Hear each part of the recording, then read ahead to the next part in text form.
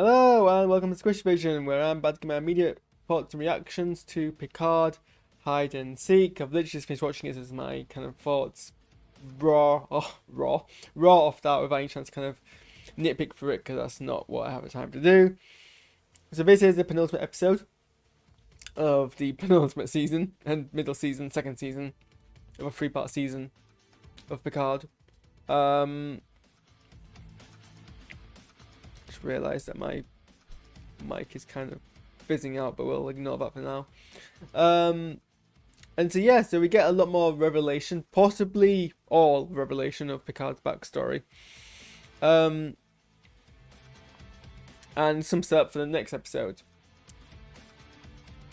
So the revelation basically through kind of B plot. I don't know if I can call it B plot. But as they're trying to escape the Borg soldiers, they get some revelations that essentially picks up where we left off last time. But the only extra information we get is Picard not understanding the situation that his mother is in, let her go when she was begging to be set free, and she basically, she died by suicide. She hanged herself. And Picard's kind of, what's the word, suppressed that memory. And chose to focus more on the inspiring part, which is actually, fine, I get. Oh, well, I mean, it's not fine she died, but I don't know. It seems like hasn't really. It made a big deal out of it, but then kind of ignored it for a lot of times. And they kind of brought it back, and then kind of ignored it for a lot of times. And it's like, well, we didn't really go deep enough into the subject of mental health. We haven't really discussed why her suicide, because if she kind of changes anything. As Den of Geek points out, it's a bit odd that in his 100 years of being alive, he's not really considered it before now, but whatever, I guess. And yeah, I mean, I don't know what much like Den of Geek points out, actually. Not sure exactly what it kind of pitches going forward. But I mean, Patrick Stewart does a great job acting it out.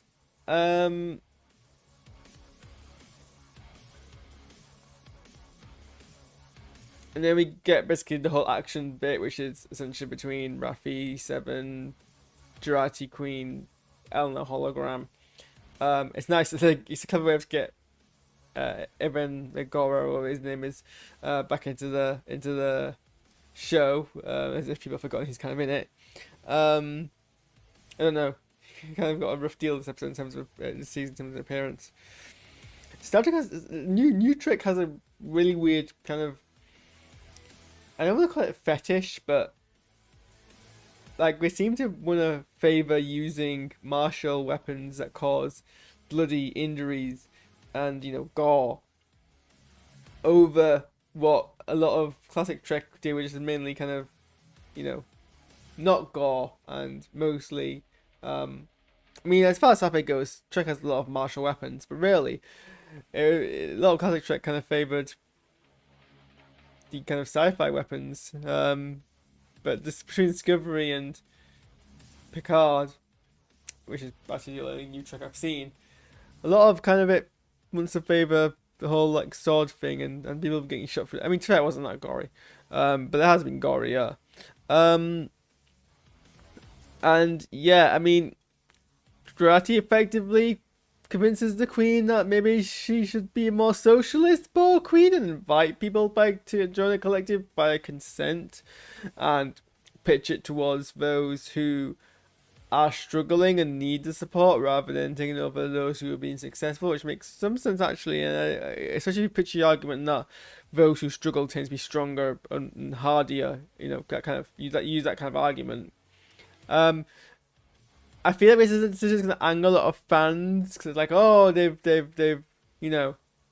castrated the Borg very easily through the power of love and friendship. But I mean, it's not wildly inconsistent with previous Trek, to be honest.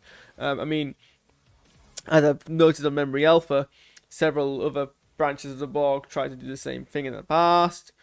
And I think this series set up a lot of the Borg are very weakened in several forms, and they desperately need to try something new, and that what the Borg Queen tried to do, Jurati has created a very strong connection, which puts Jurati in a well good enough place to kind of make that argument.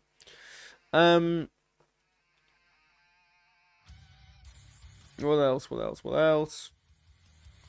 Oh, and then before the queen leaves, she makes a revelation that to save the future, you've got to have two Renes, and one succeeds and one dies, and it seems like a weird, like, penultimate episode. I really don't like it when, like, in a penultimate episode we get twists are fine, twists are expected, twists you need, but it isn't the twists that have like no that's come out of nowhere. Kind of the reverse of a Duke's Ex Machina, where instead of it kind of being a last minute resolution, it's a last minute problem that hasn't had any basis. And some people have speculated that, and I kind of thought it would be cool if the actual way to save the future was to kill off Rene Picard, and everyone was like, "Oh, we need to, save her," but saving her is actually what dooms the future. And then it's kind of be like, well, let's do both. Let's just save her. Not bad. Where does that come from? What does it mean? I mean, it's such a it's such a wildly, um, you know, left wing like wildly kind of out of the unexpected suggestion that never Picard in the universe seems to know what to do by like they repeat to Picard. Picard's like, whatever. We just need to group together and figure out how to solve this problem. It doesn't even like really comprehend, like even accept the kind of bizarreness of it. Yeah, I mean everyone was acting very well in the capacities of the episode was set. I think this is from my favorite Borg Queen episode. I just love how when Jurati's like, we should go help those in need, and she's like, this is the most absurd argument I've ever heard, but I'm still intrigued. And I just love the writing and delivery for her for that line.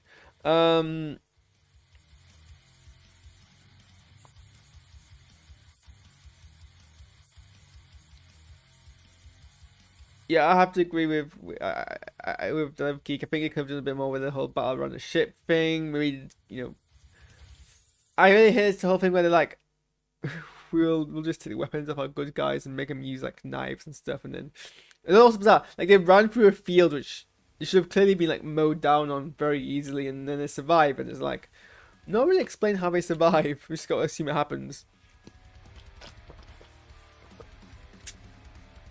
I mean, as a pilot episode kind of goes, it doesn't really leave me on edge for next week.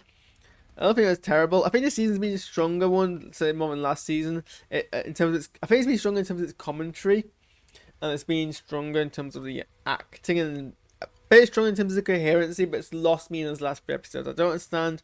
I would like to have understood by this point what Q's motivations actually are. I'm a bit confused by what his explanation was last episode. I don't really know how I'm meant to feel about the Yvette Picard storyline. And I don't really know where we're going forward. But I think everyone's acting very well. And for what I guess passes as a mini limited series for Star Trek, it's alright. And it feels like next season. I mean, each season. Well, this season is completely different from last season. Like, it's not following the same plotline. So, I guess in that sense, however the next episode goes, next season might be completely different, and we can stick around for that. Okay, I'm gonna end there. So let me know what you thought. These are just my brief reactions to this episode.